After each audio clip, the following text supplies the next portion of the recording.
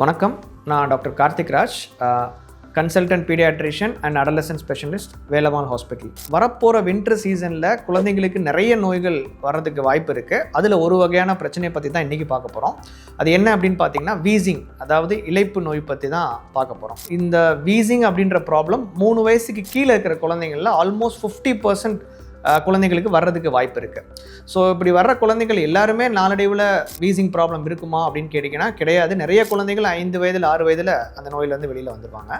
So இந்த wheezing ஏன் வருது அப்படின்னு பார்த்தீங்கன்னா நிறைய நேரங்களில் இது ஜெனட்டிக், மரபணு சம்மந்தப்பட்ட ரிஸ்க் உள்ள குழந்தைங்களுக்கு, அதாவது குடும்பத்தில் யாருக்காவது இந்த நோய் இருந்தது அப்படின்னா அதனால குழந்தைங்களுக்கு வர்றதுக்கான வாய்ப்புகள் அதிகமாக இருக்குது. இது இல்லாமல் சில எக்ஸ்டர்னல் ஃபேக்டர்ஸ், அதாவது நம்ம என்விரான்மெண்ட்டில் இருக்கிற சில ட்ரிகர்ஸ், ப்ளஸ் இந்த சீசனில் பரவக்கூடிய சில கிருமி தொற்றுகள், இந்த மாதிரி காரணங்கள்னால தான் இந்த நோய் இந்த பர்டிகுலர் சீசனில் ரொம்பவே காமன்.